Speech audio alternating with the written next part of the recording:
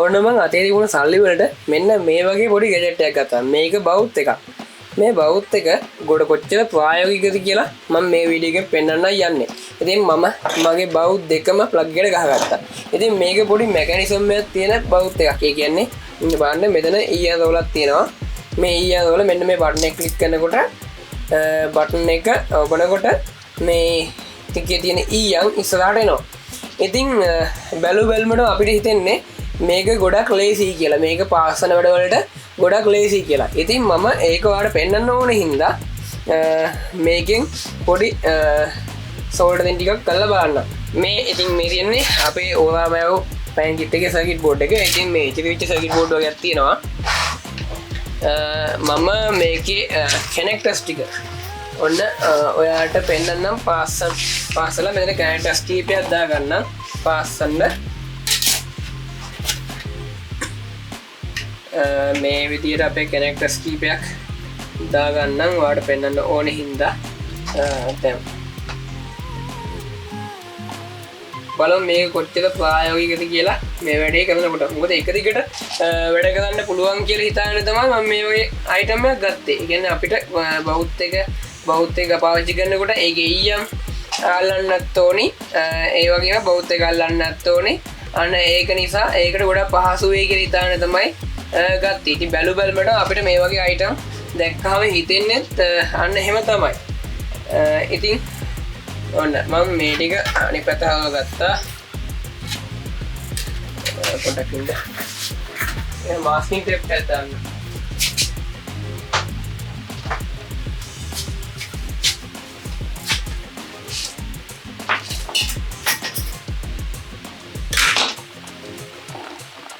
ඔයාලට zoom කරලා පෙන්නන්න.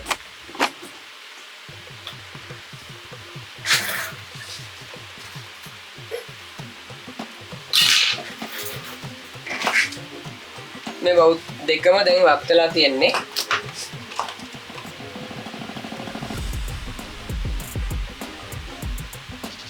මම මේ පින් ටික මෙතනින් පිළි වලට තියාගෙන පාස්සන්න.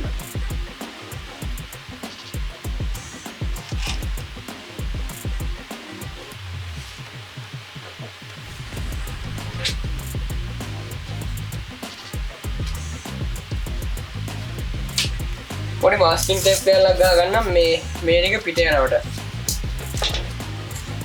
කියන්නේ මේක අනිත් පැත්ත හදව ගන්න ඕනේ.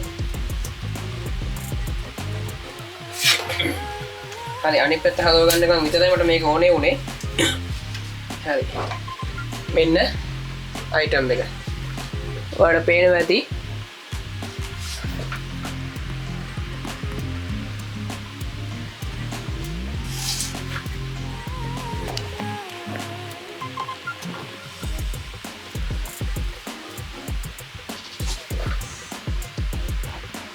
පැහැදිලි නෑ නේද? ඉන්න පොඩ්ඩක් බලමු. දැන් මෙතන මම බවුත් එකෙන් පාස ගන්න යනවා. මේක ඇත්තට වෝට් 60 බවුත් එකක්.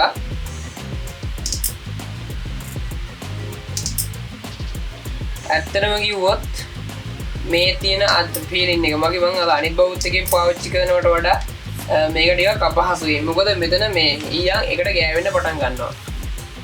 ඒ වගේම මෙන්න මේක වාට පේනවනේ. මෙන්න මේ තුඩ.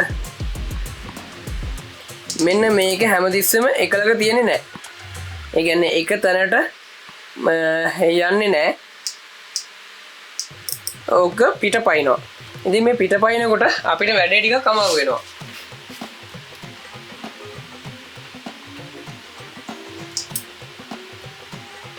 අද වැඩේ කොච්චර ලේසිද කියලා කිව්වොත් කියලා හිතුවට මේ වැඩේ එච්චර ලේසි නෑ. මේ බලන්න දැන්ටමත් මේ මෙන්න මේ පාත් වල පාත් අවුල්. ඔයාලට පැහැදිලිව පේන්නේ නැතුව ඇති මේ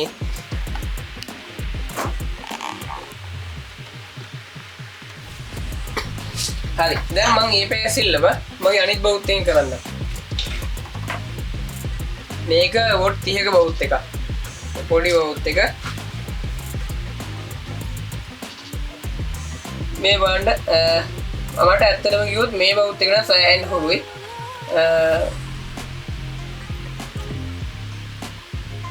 මේ බාණ්ඩ මෙච්චර ඉක්මනට පාසගෙන යනවා දැන් මේ බෑසිල්ලම මේ ස්පීඩ් එකෙන්ම කරගෙන යන්න පුළුවන්ද කියලා දැන් ආයෙ පාදක් බලමු උඩ තියෙන පින් ටික පාසද්දි මේ බාණ්ඩ දැන් මේ කලින් බවුත් එකේ පාසද්දි ඒවා අපව නිවැරදි කරන්නත් ඕනේ වෙනවා මෙන්න මෙතනදී මොකද අර ඕනේ ප්‍රමාණය එහෙම එන්නේ නැහැ දැන් බලමු අර ස්පීඩ් එකකින්ම මේ වැඩේ කරන්න පුළුවන්ද කියලා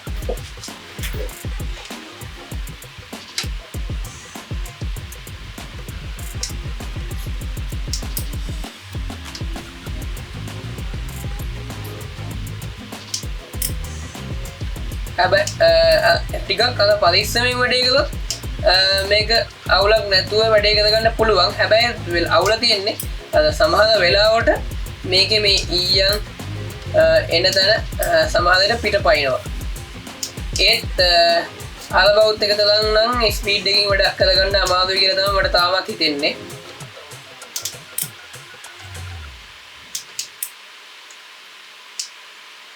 අර එක අතට අපිට අල්ලගන්න පුළුවන්කම තියෙන හින්දා අපිට වැඩේ පොඩක් ලේසි කියලා තමයි හිතෙන්නේ. ඒ කියන්නේ බැලුව බලමටම අපි තමම කලින් මේවා AliExpress එකේම තියෙනවා දැක්කා.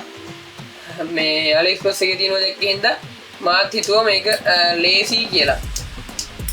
දැන් බලන්න මේ දැන් මෙතන මේ බිට් එක ළඟින් මෙන්න මේ ඊයන් තියෙන කොටස පිට ගිහින් තියෙන්නේ. ඉතින් මේ පිට ගියපුවාම ඒක අතින් නිවැරදි කරන්නත් ඕනේ.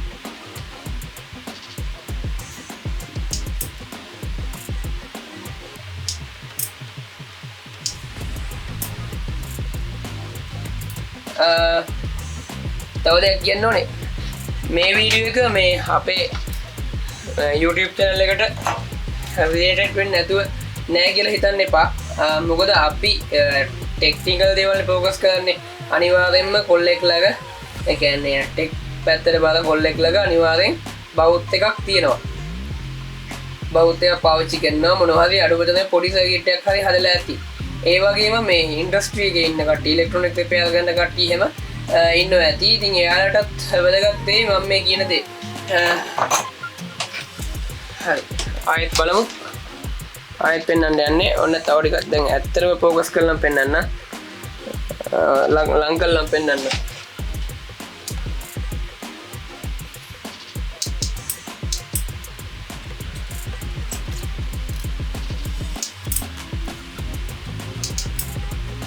හිතේ මේකට හුරු නැති හින්දා මේකින් වැඩ කරන්න බෑ කියලා. ඒත් තව ප්‍රායෝගික කවුල් කීපයක් තියෙනවා. මෙන්න මේකේ. දැන් මෙතන මෙහෙම ගලවලා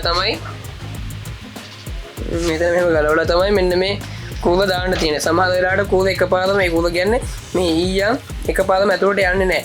සමහර වෙලාවට ඊයන් මෙතන හිර වෙනවා. හිර වෙලා යන්න නැති වෙන වෙලාවල් තියෙනවා. ඒ වගේ දේවල් කීපයකුත් අහු වුණා.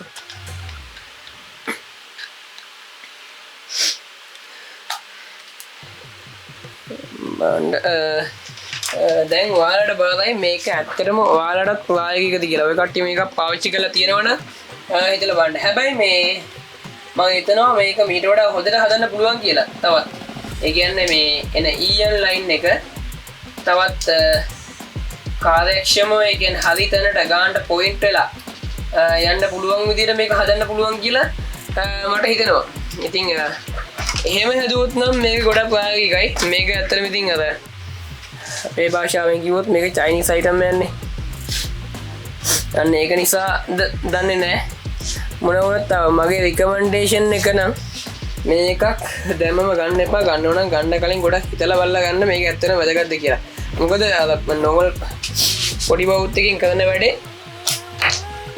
කරන්න මේකේ ඊට වඩා වෙලාව දෙගුණයක් වගේ යනවා. මොකද හරි ගස්ස කරන්න කිව්වහම හරි එහෙනම් මම වීඩියෝ එක නවත්තනවා. මම හිතනවා මේක වැදගත් වුණා කියලා. කට්ටිය වයින් එපා මේක මේ අපේ YouTube channel එකට ගැලපෙන්නේ නැහැ කියලා. තාක්ෂණික දෙයක් නිසා තමයි මම මේ වීඩියෝ එක අරන් ආවේ.